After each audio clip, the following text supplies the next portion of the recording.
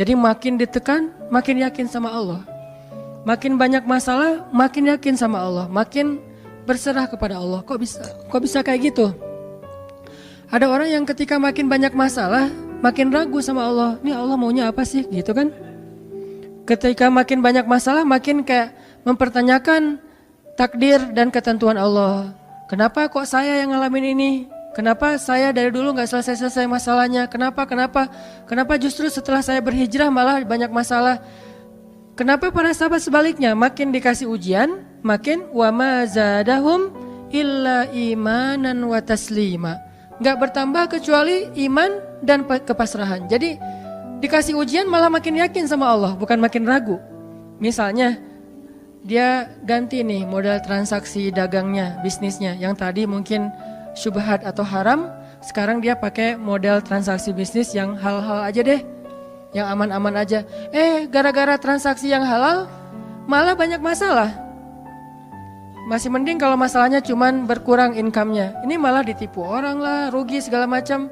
Mulai mempertanyakan, nih bener gak ya saya ngambil jalan yang syariat segala macam, kok malah makin susah nih kelihatannya. Kenapa kita ketika diuji malah jadi ragu sama Allah? Kenapa saya katanya kalau misalnya saya jujur, saya akan dapat kebaikan. Ini gara-gara jujur malah gak lulus. Ya mungkin gak belajar tapi jujur. Yang satu lagi yang gak jujur malah nilainya bagus mungkin. Misalnya gak belajar tapi dia dusta. Kenapa para sahabat ketika diuji malah makin yakin sama Allah? Malah makin pasrah kepada Allah. Karena mereka pegang janji Allah. Itu salah satu tipsnya. Kalau kita pengen tetap woles pas menghadapi kesulitan, pegang janji Allah. Makin kita kuat pegang janji Allah, diuji, kita makin pasrah sama Allah. Ya Allah, saya akan yakin sama Engkau memegang janjimu. Ketika diuji, saya berharapnya balasan dari Allah, pertolongan dari Allah. Kayak yang pernah saya sampaikan dulu, kalau kita dapat musibah, yakinlah kepada janji Allah. Siapa yang membaca doa yang diajarkan Nabi, nanti Allah akan ngasih ganti yang lebih baik gitu kan ya. Allahumma ajurni fi musibati wa khluf li khairam minha. Ya Allah, beri saya pahala dalam musibah ini, beri saya ganti yang lebih baik darinya. Kalau kita pegang banget dengan janji Allah lewat doa ini, kita ketika dapat musibah setidaknya gak akan panik habis-habisan, gak akan putus asa dalam menunggu pertolongan Allah. Setidaknya kalau gak bisa woles-woles amat, gak bisa tenang-tenang amat, minimal gak panik habis berlebihan. Kalau musibahnya musibah kematian, gak bikin kita meratapi kematian.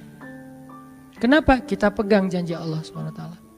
Makanya kan ada cerita seorang ayah yang diberi musibah dengan wafat 2 orang anaknya. Anak laki-laki pertama meninggal. Dia bilang innalillahi wa inna ilaihi rajiun. Anak laki-laki kedua meninggal. Dia bilang innalillahi wa inna ilaihi rajiun. Semua ini milik Allah. Allah yang memberi, Allah juga yang mengambil kembali. Suka-suka Allah, pasrah gitu. Nerima, ridho dalam bahasa agama. Bukan ikhlas ya. Kalau ikhlas itu dalam bab ibadah. Kalau dalam bab takdir namanya ridho. Raditu billahi robba. Saya ridho deh dengan ketentuan Allah, itu namanya ridho. Bukan yang ikhlas ya. Ikhlas apaan? Orang gak lagi ibadah kan? Lagi ada musibah. Jadi bukan yang ikhlas ya, bukan. Tapi yang ridho ya.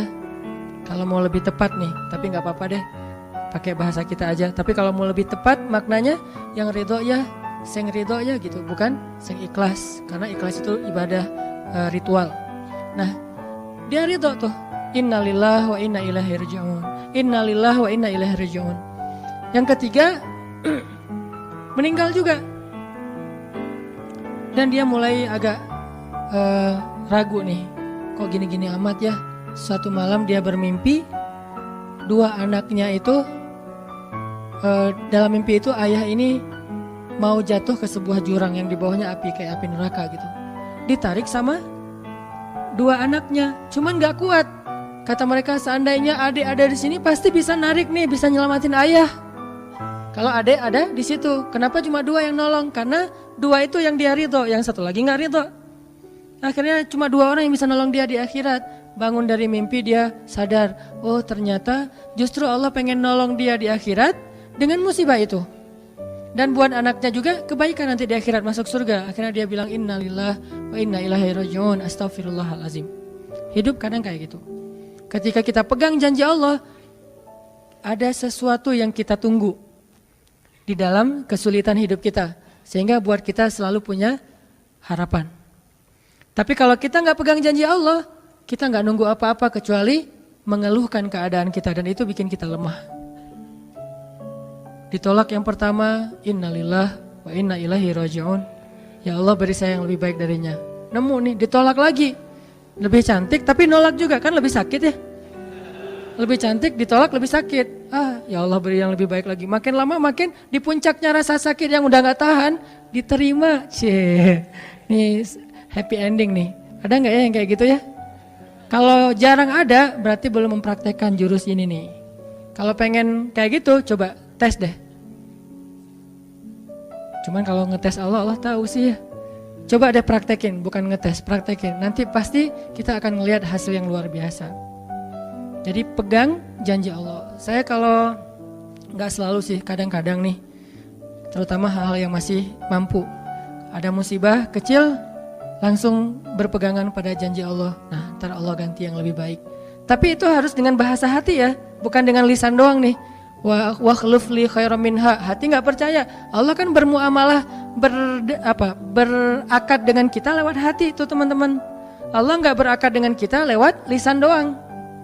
Makanya niat itu kan sesuatu yang terbersih di dalam hati. Walaupun dalam prakteknya ada mazhab yang mengucapkan, ada mazhab yang tidak mengucapkan. Yang jelas secara definisinya terbersih di dalam hati. Innamal a'malu binniyat. Terus Nabi menunjukkan dalam riwayat yang lain, Nabi menunjukkan ke dadanya atau hatinya. Artinya Allah berakad dengan kita itu dengan hati. Jadi kita kalau mau ditolong Allah, katakan kalimat itu dengan benar-benar yakin di hati kita. Wa khluf li khairam minha. Emang yakin saya Allah bisa ganti nih. Yakin. Gimana caranya? Itu bukan bagian kita, itu bagian Allah. Bagian kita berharap, bagian Allah memberikan cara. Jangan sampai kita mengambil bagian Allah. Pasti kita akan kebingungan. Orang kita bukan Tuhan. Mengambil bagian Allah apa? Harus jelas caranya. Kalau nggak jelas nggak percaya. Terlalu logis. Akhirnya nggak lagi ada ruang untuk kita berharap kepada sesuatu. Jangan mengambil bagian Allah. Gimana caranya? Ya terserah Allah. Yang penting saya berharap Allah ganti yang lebih baik. Ikhtiar urusan kewajiban kita kepada Allah. Bukan cara itu. Kewajiban kita kepada Allah. Ikhtiar itu dalam agama kayak ibadah, sholat, puasa, zakat. Bukan jalan untuk menemukan suatu kebaikan, karena Allah yang menentukan. Kadang-kadang kita ikhtiar ini jalannya dari yang lain. Kita ngejar, ternyata dapatnya justru yang kita sering pakai curhat. Kan beda-beda kan cara Allah ya. Kita ngejar, gak berhasil, curhat lagi ke teman kita di sebelah. Ternyata dia, bukan dia yang jadi sama dia, kita jadi sama dia gitu maksudnya. Ini artinya emang Allah yang punya cara, asbab, subul. Walladzina jahadu fina lanahdiyannahum subulana. Orang yang bersungguh-sungguh di jalan kami yang akan tunjukkan kepada cara-cara menuju kepada kebaikan. Subul bukan cuma satu. Kalau satu sabil, ini berarti Allah yang punya cara. Ya Allah, beri saya ganti yang lebih baik. Saya yakin banget nih. Kata teman kita, caranya gimana? Kayaknya mustahil deh. Allah punya cara. Allah bisa mendatangkan sesuatu dengan cara-cara yang kita mengerti, ilmiah, logis. Bisa yang dengan cara yang kita nggak ngerti, nggak ilmiah, nggak logis. Bisa juga dengan sebalik dari apa yang kita ngerti. Kita ngertinya gini, Allah bikin yang sebaliknya. Allah punya banyak cara. Contoh, Allah mendatangkan kita, melahirkan manusia itu dari pasangan ayah dan ibu. Ilmiah, logis, bisa dijelaskan secara keilmuan. Tapi Allah juga bisa mendatangkan seorang anak tanpa ayah seperti Isa dari rahimnya Siti Maryam yang suci. Atau bisa juga mendatangkan seekor onta bukan dari induknya tapi keluar dari batu seperti ontanya Nabi Solih. Allah bisa mendatangkan segala sesuatu dari cara-cara yang yahtasib aw la yahtasib. Yang kita mengerti atau kita tidak mengerti. Makanya Allah mengatakan wa yarzuqhu min haitsu la yahtasib. Allah kasih rezeki dari jalan haitsu la yahtasib, yang gak pernah kalian duga. Berarti kalau masih keduga bukan itu jalannya. bisa sih kayaknya jalan ini, bukan itu. Bisa sih ini, bukan itu. Terus jalannya apa? Yakin, itulah jalannya. Allah yang akan mendatangkan dengan surprise. Kayaknya surprise itu lebih seru sih. Dan surprise Allah itu emang pasti. Kalau surprise teman kita pas kita ulang tahun, kenapa ya hari ini kok biasa-biasa aja ya, gak ada yang ngucapin, gak ada yang ngasih hadiah misalnya ya. Kita masih berharap, mungkin mereka pengen ngasih surprise. Nanti malam-malam tiba-tiba saya masuk ke rumah, saya buka pintu rumah saya, tiba-tiba orang udah ngumpul semua di dalam rumah, terus ngasih surprise happy birthday gitu, balon segala macam, gitu-gitu deh. Bisa. Tapi apakah itu terjadi? Belum tentu. Pas kita pulang ke rumah udah siap-siap gitu. Gua mah gak akan kaget lah, yang gitu-gitu pasti udah disiapin. Buka pintu, ngelihat ke dalam, jalan pelan-pelan, nyalain lampu, kosong, gak ada siapa-siapa. Manusia bisa gitu banget kan? Teman kita atau pasangan kita berpikir, pasti dia ingat lah, nggak mungkin dia nggak ingat hari jadian kita atau hari putus kita terus jadian lagi, atau hari lahir lah minimal, pasti dia ingat. Tapi belum tentu dia bisa ngasih kita surprise seperti yang kita harapin. Kalaupun dia ngasih surprise, kadang-kadang kado atau hadiahnya itu nggak seperti yang kita harapin, biasa-biasa aja ternyata. Mungkin dia lagi nipis keuangannya, nggak punya modal apa-apa, ya udah ngasih apa yang ada aja, pulpen, permen. Nah, Allah nggak gitu. Allah kalau ngasih surprise itu benar-benar ngasih dan buat kita benar-benar ngerasa beruntung kalau kita percaya. Makanya berakatlah dengan Allah lewat hati. Hadza ma wa'adanallahu wa rasuluh wa sadaqallahu wa rasuluh. Benarlah Allah dan Rasul. Hasbiyallah atau apapun ucapan-ucapan belief, termasuk wa khluf li khairam minha, beri saya ganti yang lebih baik darinya. Tapi kita berakad itu dengan hati. Allah tunjukin tuh. Ini yang bisa bikin kita sedikit lebih tenang atau banyak bisa dapat ketenangan kalau kita dalam kondisi yang sulit. Kalau diuji dalam hal-hal yang kayaknya mentok gitu, mau kemana lagi nih, mau gimana lagi nih, mau apa lagi nih, kan gitu kan? Udah nggak tahu lagi mau gimana, mau kemana, mau apa, mau siapa lagi nih? Kayaknya semua yang di list reunian udah ditembak satu-satu, gagal semua gitu kan? Mau siapa lagi nih? Teman kuliah udah, teman SMA udah, sampai teman SD juga udah. Masa nyari teman TK gitu kan ya? Nyari semua nolak, ke siapa lagi? Allah yang punya siapanya. Kadang-kadang siapanya Allah itu kita nggak pernah ngeduga. Yang kita nggak pernah mau ke situ karena berpikir nggak mungkin deh kalau itu mah. Justru kita nggak ngedatangin dia karena kita nggak percaya mungkin. Tapi buat Allah apa sih yang nggak mungkin? Julaibib dengan kondisi rakyat jelata banget ketemu seorang cewek yang selebgram banget, bisa aja tuh.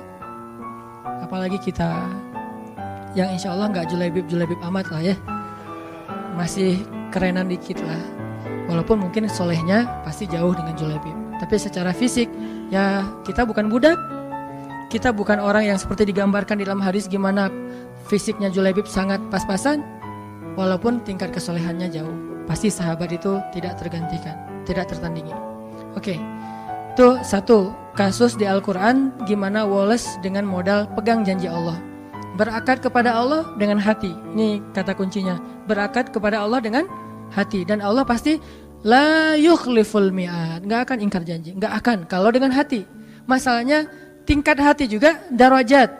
Lahum darajatun inda rabbihim. Orang yang beriman itu bertingkat-tingkat. Ada yang imannya itu benar-benar luar biasa. Sampai hal yang paling mustahil buat dia tuh gak ada yang mustahil buat Allah. Ada yang berimannya yang berat-berat mah dia masih agak-agak ragu, yang ringan-ringan dia masih yakin. Berarti aku tergantung prasangka hambaku kepadaku.